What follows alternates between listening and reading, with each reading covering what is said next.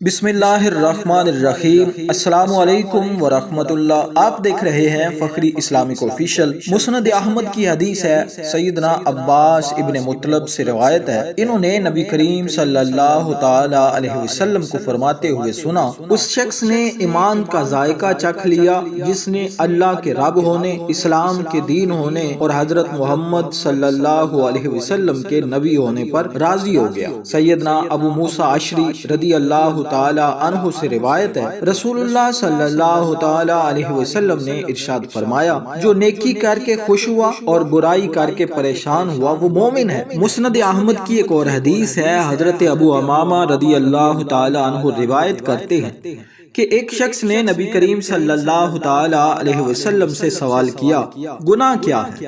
آپ صلی اللہ تعالی علیہ وسلم نے ارشاد فرمایا، جب تیرے دل میں کوئی چیز کھٹکے تو اسے چھوڑ دے۔ اس نے پھر عرض کیا، یا رسول اللہ صلی اللہ تعالی علیہ وسلم، ایمان کیا ہے؟ تو رسول اللہ صلی اللہ تعالی علیہ وسلم نے ارشاد فرمایا، جب تیری برائی تجھے بری لگے اور تیری نیکی تجھے خوش کر دے تو تو مومن ہوگا۔ نبی رحمت صلی اللہ تعالی علیہ وسلم نے ارشاد فرمایا، جو شخص کسی دوسرے شخص کی زمین پر ناجائز قبضہ کرتا ہے تو اللہ تعالیٰ قیامت کے دن اس زمین کا طوق بنا کر اس شخص کے گلے میں ڈال دے گا۔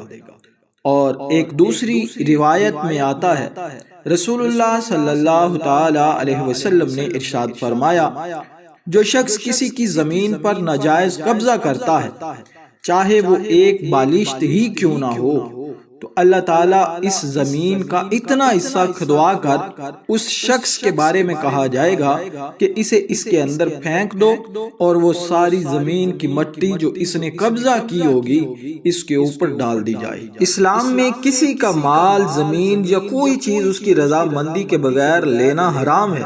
یہ صرف گناہ نہیں بلکہ آخرت میں بہت بڑا عذاب بن سکتا ہے۔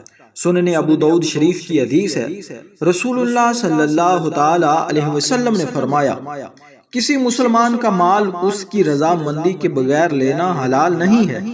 یہ حکم صرف زمین یا جائیداد تک محدود نہیں بلکہ کسی کی معمولی چیز جیسے موبائل، سوئی یا 1 روپیہ بھی اگر زبردستی لیا گیا تو وہ حرام ہے۔ اللہ تعالیٰ سے دعا ہے کہ اللہ تعالیٰ عمل کی توفیق عطا فرمائے۔